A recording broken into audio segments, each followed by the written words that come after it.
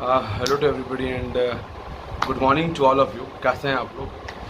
जैसा कि पता है काउंसलिंग लगभग स्टार्टेड है और लगभग सारी काउंसलिंग चल ही रही हैं, चॉइस फिलिंग चल ही रही है। इसी के बीच कल राजस्थान का रिज़ल्ट आया और लगभग स्टेट जैसा उम्मीद था, गवर्नमेंट में थोड़ा सा नेगेटिव शिफ्ट देखने को मिला है राजस्थान काउंसलिंग में कंपेयर करें तो। लेकिन मैनेजमेंट की सीट्स पे बहुत बड़ा इंक्लाइनेशन देखने को मिला। जो एनआरआई को कन्वर्जन किया गया था, एनआरआई मैनेजमेंट की सीट पे जो कन्वर्ट कर दिया था गवर्नमेंट ने, उसको देख के बहुत बड़ा गैप आता हुआ नज़र आया काउंसलिंग में। और इसी के बीच राजस्थान में काफ़ी बच्चों ने काफ़ी सीट्स ले ली हैं और राजस्थान फ्री एग्जिट है राउंड 1।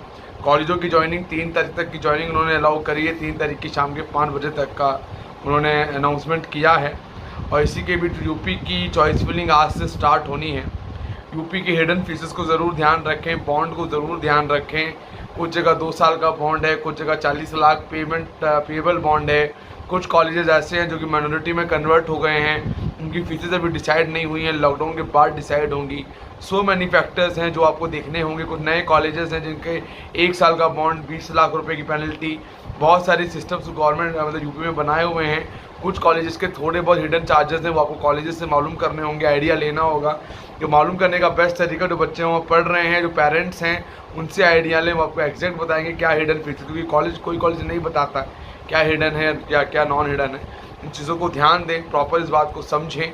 जो बैक रैंकर हैं, यूपी की मेरिट आई थी कल, मेरिट को प्रॉपर एनालाइज करें तो लगभग लास्ट ईयर से अपर जैसे रैंक बढ़ता चला जाएगा उस हिसाब से देखें तो लगभग 200-250 बच्चों का फ़र्क है लास्ट ईयर से इस साल बच्चे कम है compare to the last year उस सेम रैंक पे। तो फ़ायदा होने की उम्मीद है। जो बैक रैंकर है, जो अच्छा बजट खर्च कर सकते हैं, जो हैवी फीसेस ले सकते हैं, उनके लिए फ़ायदा हो सकता है यूपी में, क्योंकि ज़्यादा इंक्लाइनेशन यूपी में नए कॉलेजेस की तरफ है फीस कम होने की वजह से। लेकिन उसको एक बार कैलकुलेट कर लें, ऐसा ना हो कि आप अभी कुछ समझ रहे हो और एडमिशन होने के बाद और 3 साल बाद कुछ और हो। बहुत लोगों ने लिस्ट बनाई है और दे दी है, काउंसलर्स ने, बहुत लोगों ने सिंपल लिस्ट बनाई, कॉलेज का डिटेल दिया और दे दिया। और जो स्टाइफंड है यूपी में वो लगभग 16 से 20 हज़ार का एवरेज स्टाइफंड मान के चलें। कुछ कॉलेजेस हैं रेयर 5, 6, 7 जो कि 40 हज़ार, 45 हज़ार, 50 हज़ार स्टाइफंड देते हैं लगभग। नहीं तो सब वही 16, 20, 24, 16, 20, 24 यही एक रेंज है जो कि प्राइवेट कॉलेजों में चल रहा है। गवर्नमेंट को तो फिक्स है। 7th पे कमीशन आ जाने की वजह से यहाँ तक कि मतलब स्टाइफंड और बढ़ जाएगा कम होने की वजह से। तो ये कुछ फ़ायदे हैं और कुछ चीज़ें हैं जो कुछ गैप है, जो पोल का जो गैप है वो आप यहाँ पे कवर कर सकते हैं। इस चीज़ का आपको ध्यान रखना है। कर्नाटका की provisional merit list already declare हो गई थी 2 दिन पहले। अब उसमें बहुत बच्चों का नाम नहीं आया था, तो उन्होंने आज शाम तक का टाइम दिया था कि आप और अपडेट कर सकते हैं। तो हो सकता है आज नहीं तो कल एक न्यू प्रोविजनल लिस्ट निकालें वो, उसके बाद ही चॉइस फिलिंग स्टार्ट होगी। उनकी चॉइस फिलिंग अभी स्टार्ट हुई नहीं है, तो हो सकता है थोड़ा सा डिले कर सकती है काउंसलिंग। टाइम शेड्यूल थोड़ा सा डिले हो सकता है। सुप्रीम कोर्ट ने 4 तारीख का टाइम बाकायदा एमसीआई ने भी दिया हुआ है कि 4 तारीख से पहले आपको ख़त्म करना है स्टेट्स को। तो उसको लेके ऑलरेडी वो बहुत ज़्यादा प्रेशराइज कंडीशन में देखने को मिले हैं वो लोग, जिसकी वजह से चीज़ें चल रही हैं। जैसे कि उत्तराखंड में रिजल्ट 4 तारीख की शाम को आना था, लेकिन अब 3 तारीख की शाम को आ रहा है। कि जिससे जो बच्चे डिज़ाइन करना चाहते हैं 4 को डीम डिज़ाइन कर दें, ऑल इंडिया डिज़ाइन कर दें। गवर्नमेंट का ये रूल है कि आपको कोई एक ही सीट कैरी करनी है एट ए वन टाइम, आप दोनों सीट कैरी नहीं कर सकते हैं। और जो लोग ये सोच रहे हैं कि नहीं अगर मिल भी गई तो क्या हुआ, हम डिज़ाइन नहीं करेंगे, गवर्नमेंट को मालूम नहीं चलेगा, बहुत बड़ी गलत फहमी है। आपको 2 मिनट में मालूम चल जाएगा। जैसे ही आपका एडमिशन नंबर एंटर होगा रजिस्ट्रेशन सर्टिफिकेट पे ऑनलाइन, तुरंत मालूम चल जाएगा कि आप ऑलरेडी एडमिशन ले चुके हैं। तो हो सकता है कि आप पे कोई लीगल कार्रवाई भी उस दौरान हो सकती है। तो इस बात का भी ज़रूर आप ध्यान रख के चलें। अब आ जाते हैं बहुत इंपॉर्टेंट टॉपिक पे, डीएनबी कब होगा, डीएनबी की डेट्स कब निकलेंगी। मेरे हिसाब से डीएनबी 15 मई के आसपास नोटिफिकेशन रिलीज़ होना चाहिए डीएनबी का, और जून के फर्स्ट वीक या सेकेंड वीक में राउंड 1 स्टार्ट होगा। ख़त्म होते होते ही अगस्त एंड तक जा सकता है। डीएनबी में थोड़ा सा डीएनबी में कुछ ब्रांचेस में नेगेटिव शिफ्ट देखने को मिलेगा, जैसा कि मैं कहता आ रहा हूँ डे 1 से। नेगेटिव शिफ्ट, अच्छा नेगेटिव शिफ्ट मिलेगा कुछ में, और मॉपअप तक वही बच्चे जाएं जो इस बात के लिए डिसाइडेड हो कि उन्हें अगले साल जाना है। कुछ रैंक हैं जो कि सेफ रैंक है जिन पे आप प्ले कर सकते हैं, और लेकिन कुछ बच्चे ऐसे भी हों जो इन्हें लग रहा हो कि वो सीट अफोर्ड कर लेंगे, वो देख सकते हैं। एक बात और है, लॉकडाउन हो जाने की वजह से जो बच्चे थोड़ा पैसा खर्च करके लेना भी चाह रहे थे, अब वो नहीं ले पा रहे हैं क्योंकि बैंक लोन्स अवेलेबल नहीं है, बैंक प्रॉपर रिस्पॉन्स नहीं कर रहे हैं, गवर्नमेंट उतनी ज़्यादा सहायता नहीं कर रही है बच्चों की, बहुत दिक्कतें हो रही हैं, परेशानियां हो रही हैं, बच्चों को डील आउट करने में प्रॉब्लम्स उन्हें फेस करनी पड़ रही हैं, जिसकी वजह से थोड़ा सा एक हैजलनेस बना हुआ है बहुत बड़ा कि खर्च करें या नहीं करें, करेंगे तो कैसे करेंगे। तो हो सकता है कि जो बैक रैंकर हैं और आप अगर बजट है और आप खर्च कर सकते हैं तो आपको शायद इस दौरान का फ़ायदा हो जाए। हिमाचल की डेट्स अभी तक आई नहीं है, बहुत अवेटिंग स्टेट थी प्राइवेट कॉलेजेस के लिए, वो आई नहीं है फ़िलहाल अभी, उसमें शायद काफ़ी टाइम लगेगा आने के लिए। एक बात और है, डीएनबी की सीट्स और एग्रीगेटेड हो रही हैं धीरे धीरे, इनकी फाइल लाइनअप्स में हैं, जिन पर इंस्पेक्शंस होने थे कोरोना की वजह से नहीं हो पाए, लॉकडाउन की वजह से नहीं हो पाए, वो जैसे ही ओपन होगा फिर होगा। तो बेसिकली सीट्स उतने अगर मैं देखूँ तो लास्ट ईयर से ज़्यादा अंतर नहीं आएगा नेगेटिव सीट्स। कुछ ब्रांचेस में तो बहुत पॉजिटिव शिफ्टिंग देखने को मिलेगी, कुछ में नेगेटिव देखने को मिल सकती है। जो कैंडिडेट बहुत बॉर्डर मार्क्स में है रेडियो डर्मा वाले, मैं उनसे रिक्वेस्ट करूँगा कि वो प्राइवेट ले लें या दिमाग बना लें कि हमें अगले साल एग्ज़ाम देना है, फिर वो डीएनबी ट्राई करें। बॉर्डर पे डीएनबी ट्राई करेंगे तो हो सकता है थोड़ा बहुत रिस्क एक फैक्टर बन सकता है आपके लिए, जो आपको नुकसान देगा। इससे थोड़ा बचने की कोशिश करें डीएनबी वाले कैंडिडेट्स, और इस बात को प्रॉपरली कैलकुलेट करें। मैं जो आपको बता रहा हूँ ना, बहुत प्रॉपर एनालिसिस के साथ बता रहा हूँ, एनालिसिस है हर चीज़ का।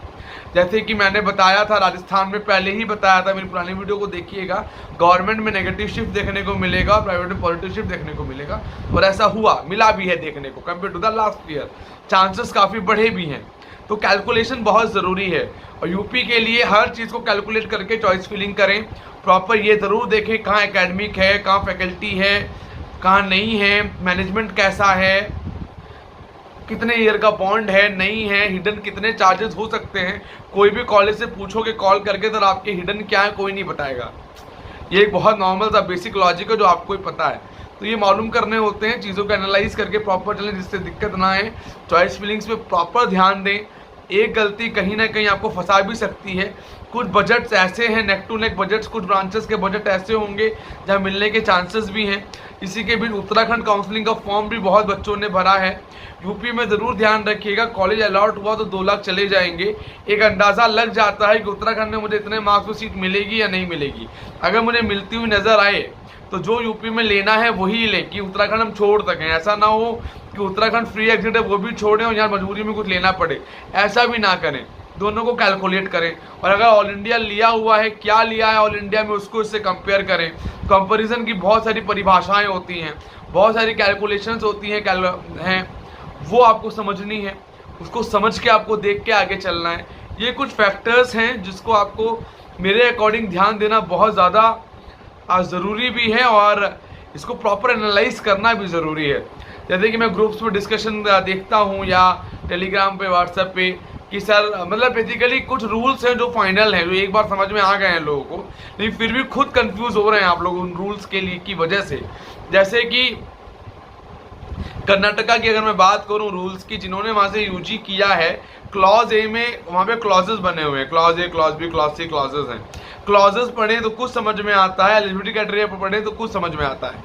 आधे लोग क्लेम कर रहे हैं गवर्नमेंट के लिए अप्लाई होगा, आधे क्लेम कर रहे हैं गवर्नमेंट के लिए अप्लाई नहीं होगा।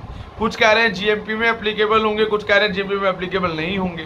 तो बेसिकली जब आपने क्लॉज ए अगर डाला है, आपने अगर क्लॉज ए डाला है, तो जैसे ही वो विंडो ओपन होगी चॉइस फिलिंग की, उसमें जो कॉलेजेस आपको दिखेंगे उससे आपको अंदाज़ा लग जाएगा कि आप किसके लिए एलिजिबल हैं। लेकिन इसको कहना भी गलत होगा, क्योंकि पंजाब में ऐसा हुआ नहीं। जो आउटसाइडर कैंडिडेट्स थे उनके लिए भी पंजाब में सेम विंडो ओपन हुई, जो कि पंजाब के बच्चों के लिए कि पंजाब के बच्चों के लिए ही थी, जो कि कहीं ना कहीं एक कंफ्यूजन बनाया हुआ बच्चों के बीच कि क्या चॉइसेस भरें, गवर्नमेंट भी भरें या ओनली 2 ही कॉलेज भरें, ये 2 ही कॉलेज भरें। तो ये कुछ कई बार ऐसा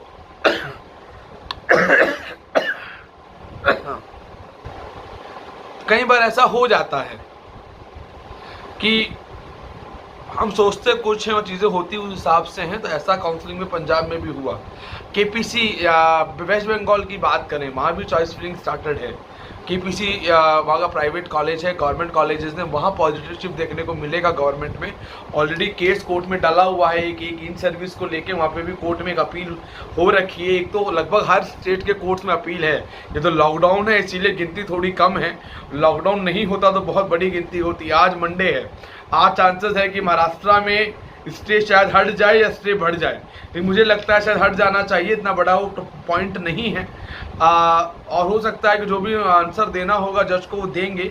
काउंसलिंग डिले कराने का फ़ायदा नहीं है। हर साल महाराष्ट्र सफ़र करता है इस इशू को, पंजाब भी करता आया है 2 सालों से। इस बार चलिए बहुत अच्छी बात है कि पंजाब बहुत इजीली रन आउट कर गया अपनी काउंसलिंग से, वरना दिक्कतें हर जगह आती हैं। बिहार की भी चॉइस फिलिंग स्टार्ट होने वाली है 2 दिन बाद, लगभग राउंड 1 स्टार्ट होने वाले हैं। बहुत जगह के 2-3 स्टेट हैं जो कि काफ़ी डिले चल रही हैं। आंध्रा का प्राइवेट कॉलेजेस बी कैटेगरी के लिए ओपन नहीं हुआ है, बाहर वाले बच्चों के लिए, तेलंगाना भी, दोनों भी। वो अभी तक उनका नोटिफिकेशंस नहीं है, अभी कॉम्पिटेंट अथॉरिटी की नोटिफिकेशंस वहाँ पे डिस्प्ले हुई थी। ये प्रॉपर चीज़ें हैं जिसको आप देख लीजिएगा और समझिए। कोई कन्फ्यूजन है, कोई डाउट है तो आप कॉल कर सकते हैं 9675200801, 9690796426। careerexpert.co.in हमारी वेबसाइट है, जाके आप पैकेजेस का डिटेल सब कुछ वहाँ पे जाके देख सकते हैं। आप चाहें तो आप पैकेजेस अवेल भी कर सकते हैं। नंबर दिया हुआ है नीचे, आप कॉल कर सकते हैं, नंबर पे भी व्हाट्सअप कर सकते हैं। We can assist you till end of the day of the counselling. किसी भी तरह की कोई गारंटी नहीं होती है, हम सिर्फ काउंसलिंग में असिस्ट करते हैं, हेल्प करते हैं कि जो चांसेस हैं, क्या प्रॉबिलिटी है, उसके अकॉर्डिंग चलते हैं। प्रॉपर इन्फॉर्मेशंस देते हैं, क्या सच है और क्या गलत है, जिसको देख के चलना चाहिए जिससे दिक्कत ना हो।